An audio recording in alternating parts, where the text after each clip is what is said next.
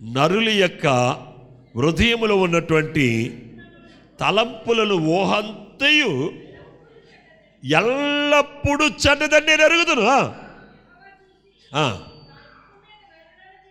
నరులను చేసినందుకు ఎవరిని పంపాడు ఆయన? వీళ్ళు పెళ్లి చేసుకోమని ఆయన పిల్లలు కదా పంపారు.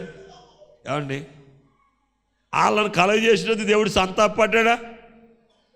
ఎవరిని కలుగు చేసినందుకు సంతాపడుతున్నాడండి? నరులను పుట్టించినందుకు సంతాప పడుతున్నాడండి. అంటే వీళ్ళు చనిపోయింది కాకుండా వాళ్ళు కూడా ఏం చేశారు? అలాగే సంఘంలో ఒక చెడ్డోడు ఉంటాడు, 10 మంది తీసుకెళ్ళిపోతాడు. అటువంటి చెడ్డోడు రాకపోయినా పర్వాలేదు సంఘానికి, అవునా కదండి? మన ఇంటికి ఒక చెడ్డోడు వచ్చాడు అనుకోండి, మన ఇంటినే దోసేస్తూ ఉంటాడండి. కనుక వాళ్ళకి ఎలాగుండాలి? వాళ్ళు మనకు దూరంగా ఉంటాం కాదండి, మనమే వాళ్ళకి. ముళ్ళకంపకు మీరు ఎలాగుంటారు చెప్పండి? ముళ్ళకంప ఉందనుకోండి, దానికి ఆగిలించుకుంటారా? దానికి దగ్గరికి వెళ్తారా? హల్లెలూయా. 2 చేతులు పైకెత్తి దేవునికి స్తోత్రం చెప్పండి. హల్లెలూయా, హల్లెలూయా. అందుకే భూమి మీద ఈ బంధాల కంటే దేవునితో మన బంధం స్థిరంగా ఉండేటట్టు మనం చూసుకోవాలి. ఈ బంధాలు ఎంత గట్టిగా ఉన్నాయనుకోండి, ఏదో ఒక రోజు ఈ బంధాలు ఏమైపోతాయండి? తెగిపోతాయి. కానీ ఆయనతో మనకు ఉన్నటువంటి బంధం చూడండి, అది మనం బ్రతికున్నా మనతో ఉంటుంది, మనం చనిపోయినా మనతో ఉంటుంది. ఇక్కడ దేవుడు అటండి నరులను చేసినందుకు సంతాపపడి ఆయన చాలా బాధపడ్డాడట. బాధపడి నరులు ఏం చేయటం మొదలెట్టాడండి? శిక్షించటం మొదలుపెట్టాడండి. శిక్షించి ఆయనకి ఏమొచ్చిందండి? ఒక టీచర్కి అయినా పిల్లల్ని కొట్టి ఆడి మీద ఏమవుతుంది? ఇసుక వచ్చేస్తుంది. ఇసుక వచ్చి వీడికి ఏదైనా పరిష్కారం చేయాలి, ఏదో ఒక పరిష్కారం చేయాలని ఆయన ఆలోచిస్తాడు. ఈ నరులు శిక్షించడంలో దేవుడు ఏం చేశాడో తెలుసండి? జలప్రలయాన్ని రప్పించాడు. ఒక్కొక్క ప్రాంతాన్ని దేవుడు లయపరిచేశాడు, ఒక్కొక్క ప్రాంతాన్ని దేవుడు కాల్చేశాడు. ఇవన్నీ చేసిన తర్వాత ఆయన సంతాపపడి అన్నాడు, నేను ఇక నోహు దినాల్లో చేసినట్టు చేయడానికి నా మనస్సు అంగీకరించలేదు, దీనికి ఏదైనా ఒక పరిష్కారం చేయాలని ఆయన ఆలోచించి ఏం చేశాడంటే, నేనే మనుషుల దగ్గరికి నేను వెళ్ళాలి, తృణీకరింపబడిన ఈ ప్రజల దగ్గరికి నేను వెళ్ళాలి అని దేవుడు తానే ఆ పరలోకము నుండి భూలోకానికి వచ్చాడండి. దేవుడికి స్తోత్రం. హల్లెలూయా, హల్లెలూయా. పరిశుద్ధ గ్రంథంలో మనం చూసినట్లయితే యెషయా గ్రంథము 9వ అధ్యాయము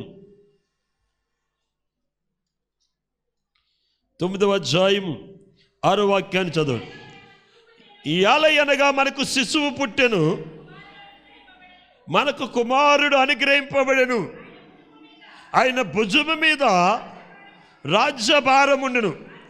ఆశ్చర్యకరుడు, ఆలోచనకర్త, బలవంతుడైన దేవుడు, నిత్యుడగు తండ్రి, సమాధానకర్త అధిపతి అని అతనికి పేరు. దేవునికి స్తోత్రం. హల్లెలూయా. నరుడు దేవునికి దూరమై తన జీవితంలో ఏం కోల్పోయాడో తెలుసండి? నరుడు సమాధానాన్ని కోల్పోయాడు. చెప్పాలి గట్టిగా, అందరూ చెప్పండి. అయ్యా నాకు సమాధానం ఉన్నదని ఎంతమంది చెప్పగలరు ఇక్కడ ఉన్నవారు? ఏమండి, ఎవరన్నా చెప్పగలరు నాకు సమాధానం ఉందని? చెప్పే పరిస్థితి ఉందా? అమ్మ మిమ్మల్ని అడుగుతున్నా, నీ ఇంట్లో సమాధానం ఉందా? నీ కుటుంబంలో సమాధానం ఉందా? మరి ప్రభు ఎందుకు వచ్చాడు? నీ కుటుంబంలో సమాధానం ఇవ్వడానికే ప్రభు ఇక్కడికి వచ్చాడు. 2024 సంవత్సరాలకు పూర్వము ఆ ప్రభువే, ఆత్మస్వరూపుడైనటువంటి ఆ ప్రభువే మానవ శరీరమును దాల్చాడు. దేవునికి స్తోత్రం. హల్లెలూయా, హల్లెలూయా. ఏ స్వరూపం అండి? మానవ స్వరూపము దాల్చాడండి. ఆయన దాల్చిన స్వరూపం ఏంటి? మానవ స్వరూపం. అంటే అంతకుముందు ఆయన స్వరూపము కూడా మానవ, కానీ అది ఒక ఆత్మస్వరూపం అండి. ఈ ఆత్మస్వరూపుడైన ప్రభువు మట్టి దేహాన్ని ధరించడం కోసం ఈ భూమి మీదకి వచ్చి కన్య అయినటువంటి మరియమ్మ గారి గర్భములో ఆయన ఏం చేశాడండి? అవతరించాడండి. ఆయన ఎందుకు ఈ భూమి మీదకి వచ్చాడంటే, మనము దేనినైతే కోల్పోయామో కోల్పోయింది తిరిగి దేవుడు మనకి ఇవ్వడానికి వచ్చాడు. ప్రియ దైవ జనాంగమా, ఇప్పుడు వరకు ప్రభుని నువ్వు ఆరాధించిన, ప్రభుని నువ్వు మహిమపరిచిన, ప్రభుని ఘనపరిచిన, ఆయన నామములు ప్రార్థించిన, కోల్పోయి నీకు దొరకలేదేమో, కోల్పోయి నీ జీవితంలో నువ్వు అనుభవించట్లేదేమో.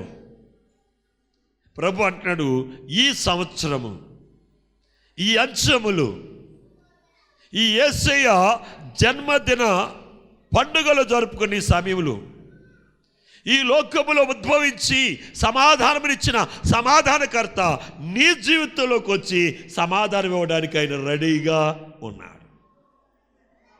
ఆయన అన్నాడు, ఇదిగో తలుపు నొద్ద నుండి నిన్ను తట్టుచున్నాను.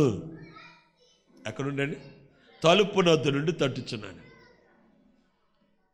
యేసయ్య ఈ లోకములు పుట్టినటువంటి ఆ గడిగిలో తూర్పు దేశపు జ్ఞానుల యొక్క హృదయాలు ఏమైనాయటండి?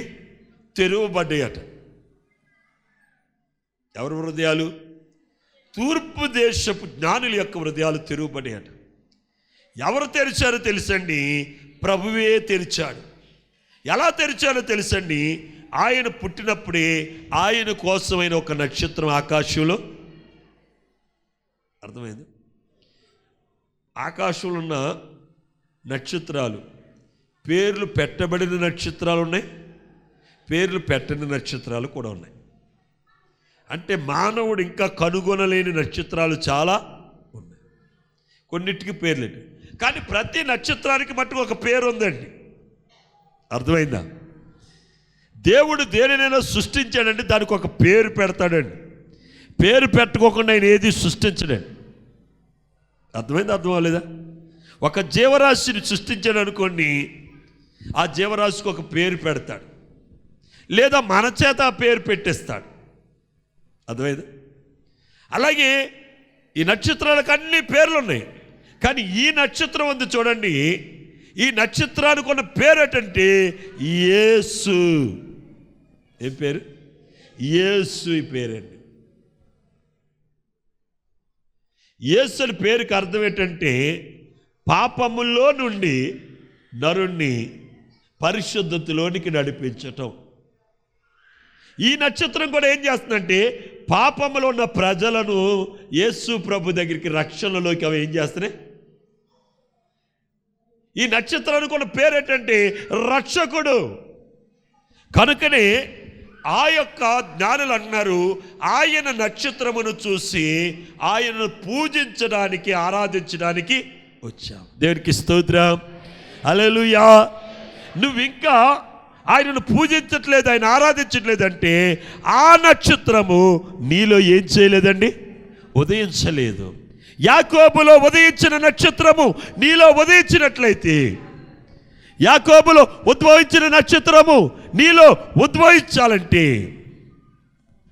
ప్రియమైనటువంటి వాళ్ళరా, నీ జీవితంలో గొప్ప మార్పు వస్తుంది.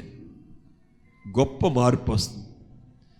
ఆ నక్షత్రము జ్ఞానులలో ఉద్భవించింది కాబట్టి జ్ఞానులలో గొప్ప మార్పు వచ్చిందండి. ఎంత గొప్ప మార్పు వచ్చిందంటే వారి దేశమును విడిచిపెట్టి యేసు ప్రభు ఎక్కడున్నాడో వెతుక్కుంటూ వచ్చారండి. అవునా కదా? ఒక కొత్త విషయం ఈరోజు మీరు నేర్చుకున్నారు కదా? నేర్చుకున్నారా లేదు చెప్పండి? ఒక కొత్త విషయం ఏమైనా నేర్చుకున్నారా? కొత్త విషయం ఏమైనా తెలిసిందా మీకు? ఇలా నేను దేన్నైతే నేర్చుకుంటానో, దేన్నైతే తెలుసుకుంటానో అది మీకు ప్రకటిస్తా. నేను ఎక్కడ తెలుసుకుంటానంటే దేవుని యొద్ద తెలుసుకుంటాను. మనకు మంచి బోధకుడు ఎవరండి చెప్పండి? మంచి బోధకుడు ఆయన. తెలియని విషయాలు భక్తులు చెప్పారు, తెలియని విషయాలు ఎవరిని అడిగి తెలుసుకోవాలి? ఆయన అడిగి తెలుసుకోవాలి. ఈరోజు ఏమి నేర్చుకోలేదు మీకు? దేవుడు ఆకాశం నుండి ఎందుకు చూశాడనే విషయం గురించి మీకు ఒక మాట చెప్పాను. ఇంతకుముందు ఎప్పుడైనా విన్నారా మాట? విన్నారా లేదా? విన్నారా? ఏమండి, మనుష్యుల సంతానం, నరుని సంతానం దేవుని సంతానాన్ని పెళ్లి చేసుకున్నదని, వారు పైకి వెళ్ళేవారు ఎలక మానేశారని, వాళ్ళు కూడా చెడిపోయారని, ఇవన్నీ కొత్త విషయాలు కదా. కొత్తయేనా? దేవునికి స్తోత్రం, హల్లెలూయా. నేర్చుకున్న దాన్ని మనం ఏం చేయాలి? గట్టిగా పట్టుకోవాలి. మనం ఎలాగ బ్రతకాలి, ఎలాగ ఉండాలనేది మనం తెలుసుకోవాలని. ఇక్కడ తూర్పు దేశపు జ్ఞానులని నక్షత్రం ఎక్కడ నడిపించిందండి? పాపంలో ఉన్న వారిని పరిశుద్ధత వైపు నడిపించిందండి. పుట్టబోవు శిశువు పరిశుద్ధుడు. యేసు ప్రభు ఎవరని చెప్పారండి? పరిశుద్ధుడు. మనం ఒక బిడ్డను కన్నామనుకోండి, ఆ బిడ్డ పరిశుద్ధురాలు అని మనం చెప్పగలవా? ఎందుకో తెలుసా? ఈ గర్భం ఏంటండి? శాపం అండి. ఈ గర్భం ఏంటి? ఆడదాని గర్భం ఏంటి చెప్పండి? శాపమే కదా. ఆ రోజు అవ్వమ్మ తప్పు చేయకపోతే రాత్రి విత్తనము తెల్లారేటప్పటికి చెట్టు అయిపోలేదు. అవునా కదా? ఇప్పుడు విత్తనము మొక్కలాగా మారడానికి ఎన్ని మాసాలు పడుతుందండి చెప్పండి? 9 నెలలు పడుతుంది. మీకు ఎంత కష్టం లేకుండా ఉంది కదండి. ఆనాడు మన తల్లి అవ్వమ్మ చేసిన పనికి ఈరోజు ఆడవాళ్ళకి అందరికీ కూడా ఏ వేదన వచ్చిందండి? ప్రసవ వేదన. ఏ వేదన? ప్రసవ వేదన. ఈ గర్భము పాపమా పుణ్యమా? కానీ మరియమ్మ గారి గర్భము పాపపు గర్భం కాదండి. ఎందుకంటే ఆమె పాపం వల్ల బిడ్డను ధరించుకోలేదండి. ఆదాము అవ్వలు మనుష్యాక్ష వల్ల పుట్టారా? రక్తం వల్ల పుట్టారా? ఎవరి వల్ల పుట్టారు? దేవుని మూలంగా పుట్టారండి. అలాగే జరుగును. స్త్రీకి దేవుని మూలంగానే గర్భం వచ్చును. పుట్టినటువంటి పిల్లలందరూ పరిశుద్ధులుగానే ఉందరు. కానీ ఈ ప్రసవ వేదన అనేది దేవుడు నరుడు చేస్తున్న పాపం వల్ల కలుగు చేశాడు.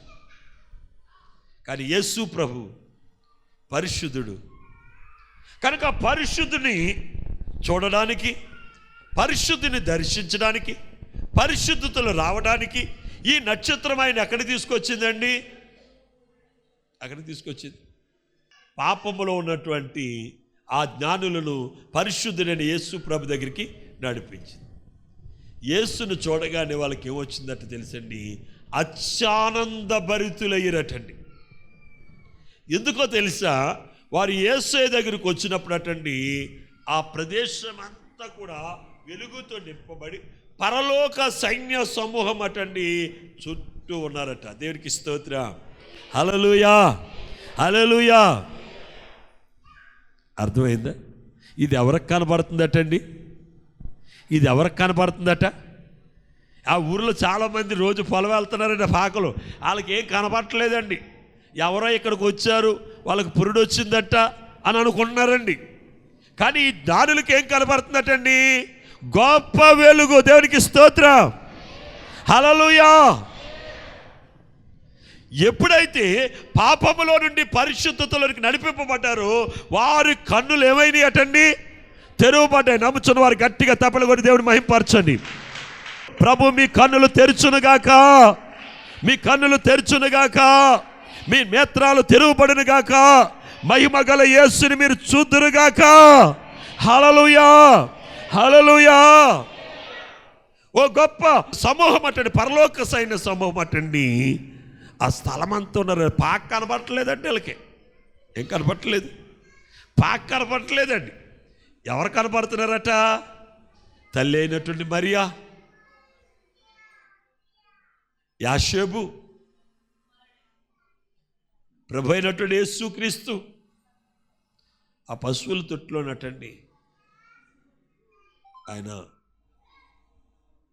వీరి కోసం ఎదురు చూస్తూ ఉన్నాడట. వీళ్ళని చూడగానే చాలా సంతోషించాడట. ఒక పాపటండి రక్షింపబడితేనట పరలోకంలో గొప్ప సంతోషం కలుగుతుందట. ఈ జ్ఞానులు అక్కడికి వచ్చేటప్పటికి అటండి ప్రభు చాలా ఆనందించాడటండి. ఆ బాలుని చూడగానే వీరికి కూడా ఏం కలిగింది అటండి? ఆనందం కలిగింది. అత్యానంద భరితులయ్యటండి. ఆయనకు మొక్కి, ఆయనను పూజించి, ఆయన ఆరాధించి, ఆయనని గణపరిచి, వాళ్ళ జీవితాల్లో ప్రభు ఏమైనా కార్యం జరిగించాడా? ఇంతకుముందు ఏం జరిగించలేదు. కానీ వాళ్ళ జీవితంలో దేవుడు జరిగించిన అద్భుతమైన కార్యం ఏంటో తెలుసండి. పాపములో ఉన్నవారు ఎక్కడికి వచ్చేసారండి? పరిశుద్ధులకు వచ్చారు. ఈ జ్ఞానులు ఏం వెతుకుతున్నారో తెలుసండి. చాలామంది కుటుంబాన్ని, బిడ్డలను, బంధువులను ఇవన్నీ విడిచిపెట్టేసి సన్యాసత్వానికి వెళ్ళిపోతారు. వాళ్ళని ఎడికి ఎందుకు సన్యాసత్వంలోకి వెళ్ళామంటే వాళ్ళు ఏమంటారు తెలుసా? మేము దేవుణ్ణి అన్వేషిస్తున్నాము.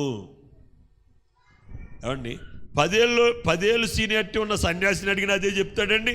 20 ఏళ్ళు సీనియారిటీ ఉన్నవాడిని అలాగే చెప్తాడు. 50 ఏళ్ళు సీనియారిటీ ఉన్నవాడిని అడిగినా సరే ఆడేం చెప్తాడు? ఇంకా ఎదుగుతున్నాను, ఇంకా ఎదుగుతున్నాను, ఇంకా ఎదుగుతున్నాను అంటాడండి. వాళ్ళకి దొరకలేదండి. ఎందుకో తెలుసా? వాళ్ళు వెతకవలసిన స్థలములో, చెప్పండి, వెతకవలసిన స్థలంలో ఎదగలేదు. కానీ ఈ జ్ఞానులు ఏం చేశారంటే వెతకవలసిన స్థలంలో వెతికారు. ఎక్కడ ఎతికారో తెలుసండి? ఎక్కడ ఎతికారో తెలుసు?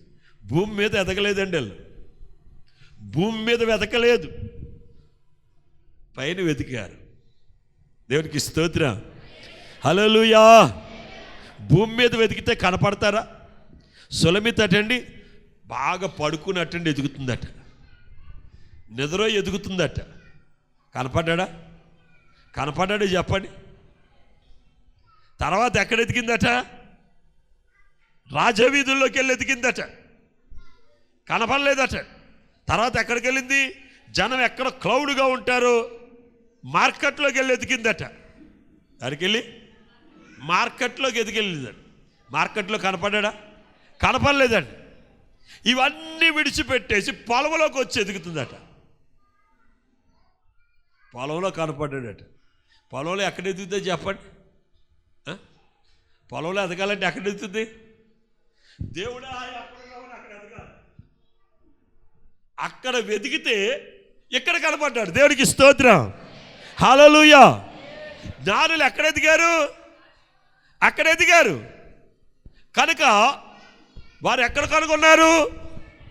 బెత్లెహేములో యేసుని కనుగొన్నారు. దేవునికి స్తోత్రం, హల్లెలూయా, హల్లెలూయా. నువ్వు వెతకవలసిన చోటు ఏంటంటే హెవెన్, పరలోకములను వెతకాలి, పరలోకములను వెతకాలి. భక్తుడైన దావీదు తన కుమారుడిని సొలొమోను అంటున్నాడు, ఆయనను జాగ్రత్తగా వెతుకువారు ఆయనను ఏం చేస్తారు? కనుగొ. ఇప్పుడు అక్కడికి వచ్చిన వారటండి యేసుకి కానుకలు ఇచ్చారట. ఎవరికట చెప్పాలి?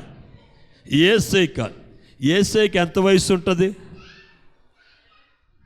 ఏమన్నా తీసుకుంటాడా? ఏమన్నా పుచ్చుకుంటాడా? మరి ఎవరికి ఇచ్చారు కానుకలు? యేసుకి పరిచర్య చేస్తున్నారు, యేసుకి సేవ చేస్తున్నటువంటి యాషోబుకి, మరియకు కానుకలు ఇచ్చారండి. ఏమిచ్చారు? మొదట ఏమిచ్చారు? ఉండేది ఇచ్చారా? కరిగిపోయేది ఇచ్చారా? ఉండేది ఇచ్చారా? ఏమిచ్చారు? చెప్పాలి గట్టిగా, చెప్పాలి గట్టిగా, ఇంకా గట్టిగా చెప్పాలి. దేవునికి స్తోత్రం, హల్లెలూయా. 2 చేతులు పైకెత్తి గట్టిగా దేవుని స్తోత్రం చెప్పండి. ప్రభుని కనుగొని ఆయన ఆరాధించి కానుకలటండి, విలువైనటువంటి కానుకలటండి, చాలా విలువైంది. ఆ రోజు ఈ రోజు కూడా విలువైంది ఏంటి చెప్పండి? ఎప్పుడైనా విలువైంది ఏంటి? అమ్మా మీకు వడ్డానం చేయించాలండి, ఏం చేయాలి? అక్కడ పొలం అమ్మేయాలి మేము. దేవునికి స్తోత్రం, హల్లెలూయా, హల్లెలూయా. గట్టిగా చెప్పాలి, ఓపికతో చెప్పాలి, సంతోషంతో చెప్పాలి. బాలయేసుకు ఒక్కసారి తప్పట్లు కొట్టి అందరూ కూడా స్వాగతం పలుకుదాం. హల్లెలూయా. ప్రియమైనటువంటి వారలారా, వీరు బంగారమును కానుకగా అర్పించారు. ఆ తర్వాత బోళము, ఆ తర్వాత సాంబ్రాణి. బోళం అంటే ఏంటో తెలుసండి? చిన్నపిల్లలకి వ్యాధిని తగ్గించేదని బోళం. సాంబ్రాణి ఏంటంటే పొగకు సంబంధించి, ధూపమునకు సంబంధించింది. యేసు ప్రభుకి మన ప్రార్థనే ధూపమండి. మన ప్రార్థన ఆయన సన్నిధికి ఎలా చేరాలట? ధూపములాగా చేరాలట. మనము దేవుని సన్నిధికి వస్తే సన్నిధి ఏమవుతుందో తెలుసండి, మనకు తెలియకోకుండా ఒక సువాసన వచ్చేస్తుంది. అది మన సన్నిధికి రావటం సాంబ్రానికి సాదృశ్యంగా ఉందండి. వచ్చిన మనము సంతోషముతో దేవునికి ఏం చేయాలి? కానుక సమర్పణ చేయాలి. వీళ్ళు ఏం చేశారండి? ఏదో చూసొద్దామని ఉత్తి చేతులతో రాలేదండి. చాలామంది దేవుని మందిరానికి ఎలాగొస్తారు తెలుసండి? ఉట్టి చేతులతో వస్తారు. నువ్వు ఉట్టి చేతులతో వస్తే దేవుడు కూడా ఏం చేస్తాడు చెప్పండి? చెప్పాలి, గట్టిగా చెప్పాలి. బైబిల్ ఏం చెప్తుంది? ఏది విత్తితే, నువ్వు ఉట్టి చేతులతో వస్తే దేవుని దగ్గరికి మనం ఎలా రావాలి? రిక్త హస్తాలతో రాకూడదండి. మనకున్న వాటిలో శ్రేష్టమైన మన దేవునికి ఇవ్వాలి. అత్తుకునే యేసయ్య జన్మదినంలాగా గొప్పగా జరపాలండి. నేను మొదట ఈ ఉండ్రాజులో క్రిస్మస్కి భోజనాలు పెట్టి చేసిన మొట్టమొదటి వాడిని నేనండి. ఈరోజు అన్ని సంఘాల్లో కూడా ప్రారంభమైపోయినాయి. దేవునికి స్తోత్రం. ఆ రోజు వాళ్ళు ఒక్కటే మాట అనేవారు, ఆయనకున్నది కాబట్టి ఆయన పెడుతున్నారు, ఆయనకున్నది కాబట్టి ఆయన చేస్తున్నారు. నేను ఉండేది చేయట్లేదండి, దేవుడిస్తే చేస్తున్నాను. దేవునికి స్తోత్రం. హల్లెలూయా, హల్లెలూయా. చాలా మాట్లాడారు. ప్రభు భోజనాలు పెట్టమన్నాడా, ప్రభు కేక్ కట్ చేయమన్నారు. ఇప్పుడు అందరూ నాకంటే మెగా కేకులు కట్ చేసేస్తున్నారు. ఒక ఆయన నాతో వాదించాడు, ఒక పాస్టర్ గారు, అసలు పుట్టినరోజు చేయమని ఎక్కడైనా బైబిల్లో ఉందా అని. ఏమండి, మన పిల్లల పుట్టినరోజు మనం ఎందుకు చేసుకుంటున్నాం? మన పిల్లలు పుట్టినరోజు చేసుకుంటున్నాం కదా. అలాగే యేసు ప్రభు ఈ లోకంలో పుట్టాడన్న విషయం అందరికీ తెలుసు కదండి. అది ఏదో ఒక రోజు మనం చేయాలి కదా. ఏదో ఒక రోజు అందరూ కలిపి ఒక రోజు దాన్ని ఏం చేశారు? డిసెంబర్ 25గా నిర్ణయించారు. ఆ రోజు మనం చెప్పపోయినా సరే లోకంలో ఉన్న ప్రజలందరూ కూడా 25ని ఏం చెప్తున్నారండి? ఈరోజు ప్రభు పుట్టినరోజు. దేవునికి స్తోత్రం. హల్లెలూయా. మనుషులు చనిపోతుంటేనే వాళ్ళు పుట్టినరోజులు చాలా గొప్పగా చేస్తున్నామండి. నెహ్రూ గారు పుట్టినరోజు చాలా గొప్పగా చేస్తున్నాం. గాంధీ గారు పుట్టినరోజు చాలా గొప్పగా చేస్తున్నాం లేదు చెప్పండి. మరి ఇక్కడ నెహ్రూ గారి కంటే, మహాత్మా గాంధీ కంటే ఈయనెవరు చెప్పండి అమ్మా? గొప్పవాడే కదా. ఏమండి, వాళ్ళు మన దేశానికి స్వతంత్రం తెచ్చారు, మనకు స్వాతంత్రం తేలేదు. కానీ ఈయన ఎవరికి స్వాతంత్రం తెచ్చారు? మనకు స్వాతంత్రం తెచ్చాడు. దేవునికి స్తోత్రం. హల్లెలూయా. ఆ స్వాతంత్రం ఎటువంటి స్వాతంత్రం తెలుసండి? పరలోకం మీద మనకి దేవుడు ఏమిచ్చాడండి? అధికారం ఇచ్చాడు. దేవునికి స్తోత్రం కలుగును గాక. హల్లెలూయా, హల్లెలూయా. కనుక ప్రియమైనటువంటి వాళ్ళరా, యేసయ్య జన్మదినాన్ని యేసయ్య జన్మదినంలాగే మనం గొప్పగా చేయాలి. కనుక దేవుని మహాకృపను బట్టి మరి ఆనాడు జ్ఞానులు బంగారం ఇచ్చారు. మీరు బంగారాలు ఇవ్వలేరండి, నాకు తెలుసు. దేవునికి స్తోత్రం. హల్లెలూయా. మీరు బంగారాలు వేసుకోగలరు కానీ బంగారం ఇవ్వలేరు. వేసుకోగలదురండి. ఏం చేస్తారు? వేసుకోగలదురండి. దేవునికి స్తోత్రం. అప్పు చేసైనా బంగారం కొనుక్కోగలదురండి. ఈ పొద్దున్నే ఒక చోట బంగారానికి ప్రార్థన చేశానండి. అయ్యా, దేవుని కృపను బట్టి దేవుడు నాకు చక్క ఇచ్చి చాలా సంతోషం అండి. దేవునికి స్తోత్రం. మనం వేసుకోగలం, ఇవ్వలేము. కానీ మనం ఇవ్వగలిగింది మనం దేవునికి ఇవ్వాలి. సంతోషంగా ఇవ్వాలి. సంతోషంగా నీవు ఇచ్చినప్పుడు దేవుడు కూడా నీకేం చేస్తాడని? సంతోషంగా ఇస్తాడు. ప్రియ దైవ జనాంగమా, ఈ పండగకు, ఆయన జన్మదినానికి మీ హృదయాలు తెరువబడాలి. దేవునికి మీరు ధారాళంగా దేవుడికి ఇవ్వాలి. దేవుని సన్నిధిలో మీరు పాగుపాగుస్తులు అవ్వాలి. ఈ సంవత్సరంలో నుండి మరొక సంవత్సరంలో ప్రవేశించబో ముందు మీరు ఆశీర్వాదంతో మీరు ప్రవేశించాలి. అట్టి కృప దేవుడు అనుగ్రహించునుగాక. ఆమేన్. ప్రార్థన చేసుకుందాం. దయచేసి అందరూ కూడా మోకరించండి. ప్రభు వైపు చూడండి, యేసయ్యను చూడండి. హల్లెలూయా, హల్లెలూయా. స్తోత్రం, స్తోత్రం. పరిశుద్ధుడు అయిన తండ్రి, ప్రేమ కలిగిన దేవ, నీ ఘనమును బట్టి నీ స్తోత్రములు చెల్లిస్తూ ఉన్నాం. నీ మహాకృపను బట్టి మరి ఈ ఉదయకాల ఈ ఆరాధనలో ప్రారంభం నుండి ఇప్పటి వరకు మీరు మా మధ్యన ఉండి గంభీరమైనటువంటి వాక్య వర్తమానం మీరు అందించారు. మీరే మాట్లాడారు. అవునైనా ఆనాడు జ్ఞానులలో ఎలాగైతే నువ్వు ఉదయించావు, అలాగే మాలో కూడా మీరు ఉదయించండి. వారి జీవితంలో వారి పాపము నుండి ఎలాగైతే పరిశుద్ధతలోకి వచ్చాడు, మేము కూడా పాపము నుండి పరిశుద్ధతలోకి వచ్చినట్లుగా వారు ఎలాగైతే ఘనంగా నిన్ను ఆరాధించారు, ఘనంగా కానుకలు అర్పించారు, అటువంటి స్థితిని మాకు కూడా దయచేయమని యేసు క్రీస్తు పరిశుద్ధ నామమును బట్టి ప్రార్థిస్తున్నాను తండ్రి. ఆమేన్, ఆమేన్.